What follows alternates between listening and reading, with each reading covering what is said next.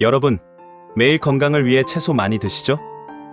근데 혹시 이렇게 드시진 않으신가요? 브로콜리는 살짝 데쳐서 샐러드에 넣고, 피망은 볶아 먹고, 양파는 카레에 푹 익혀서 먹고, 생으로 먹기 힘들다는 이유로 채소를 익혀서 드시는 분들 많을 거예요. 그런데 말이죠. 이런 식으로 먹으면 몸에 좋은 영양소가 모조리 빠져나가 버린다는 사실 알고 계셨나요? 지금까지 내가 건강하다고 생각했던 식습관이 오히려 영양소를 버리는 습관이었다면 어쩌시겠어요? 오늘 알려드릴 채소 7가지는 익혀 먹으면 효과가 뚝 떨어지는 것들입니다. 아무리 좋은 채소라도 잘못 먹으면 소용없다는 사실 오늘 제대로 알려드릴게요. 혹시 익혀 먹고 있던 채소가 이 목록에 있다면 지금부터 바꾸셔야 합니다. 지금부터 눈 크게 뜨고 집중하세요. 첫 번째, 양파입니다. 양파는 자를 때 특유의 매운 향이 나죠. 이 향을 만드는 황화합물이 바로 양파의 핵심 성분이에요. 콜레스테롤을 낮추고 혈관을 튼튼하게 해주는 이 성분은 가열하면 쉽게 파괴됩니다. 그래서 양파는 생으로 먹어야 혈관 건강 효과를 제대로 볼 수 있어요.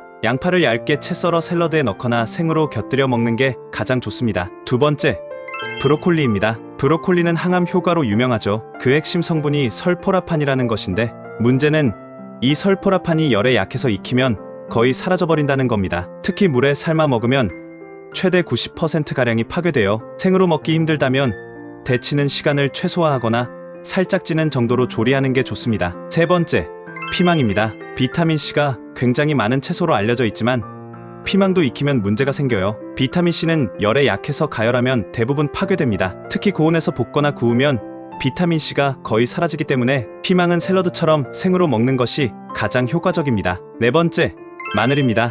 마늘은 향도 강하고 건강에도 좋은 식재로 유명하죠. 특히 항산화 성분과 황화합물이 혈당 조절과 콜레스테롤 관리에 탁월합니다. 그런데 이 역시 익히면 핵심 성분이 다 날아갑니다. 특히 구우면 황화합물이 대부분 파괴되기 때문에 갈아서 생으로 먹거나 음식에 다진 상태로 넣어 먹는 것이 더 효과적입니다. 다섯 번째, 물냉이입니다. 물냉이는 미국 질병통제예방센터에서 세계 최고의 채소로 뽑혔을 정도로 영양이 풍부합니다. 특히 항암 성분인 설포라판과 파이토케미컬이 많이 들어있죠. 하지만 이 성분들 역시 열에 약해서 익히면 대부분 사라집니다. 생으로 먹거나 샐러드에 넣어야 최대 효과를 볼 수 있습니다. 여섯 번째, 시금치입니다. 시금치는 철분과 엽산이 풍부해서 건강식으로 많이 먹죠. 하지만 시금치를 익히면 엽산과 비타민C가 대부분 파괴돼 버립니다. 생으로 먹으면 면역력 강화에 큰 도움이 되지만 익히면 그냥 식감 좋은 채소가 될 뿐이죠. 생시금치를 주스나 샐러드로 활용하는 게 가장 좋습니다.